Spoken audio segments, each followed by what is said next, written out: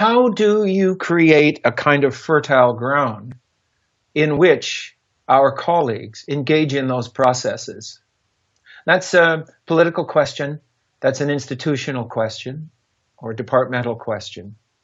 It takes us to the work that we published back in 2013 with that international writing group, and trying to answer the question, what sort of culture fosters the weaving of SoTL into an institution?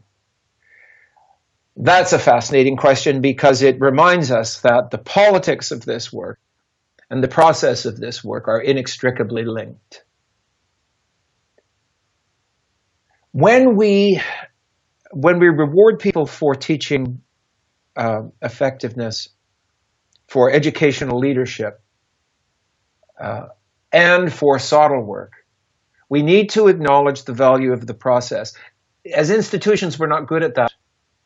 Understandably, we look to the outcome and are less concerned about the process. The fact that someone worked hard on a research project that did not yield the kind of results they wanted typically causes us to say, well, that's too bad, off you go. We spend very little time rewarding good reflection, even though we ask for it in teaching portfolios and dossiers.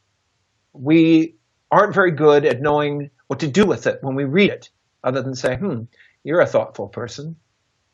But if you're not getting better, whatever that means, I'm sorry, it's not enough just to be thoughtful. And fair enough. But institutionally, we have to do a better job at learning how to reward reflection, to find our reflective practitioners, to make them more contagious, a word that you've heard me use lots of times, so that reflection becomes much more part of the modus operandi, much more part of the cultural mores than it has been in the past. Part of my belief here relies on a very optimistic assumption that I better get on the table right away.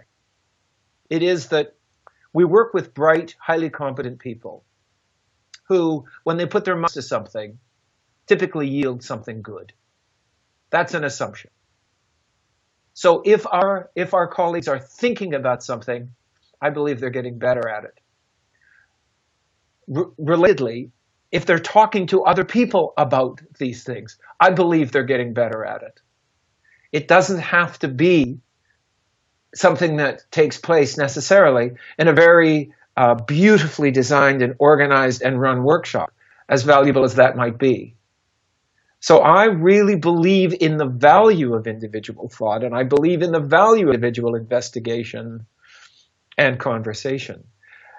So Canadian institutions need to reward that, highlight that, shine lights on it, not just the outcomes, but the processes as well.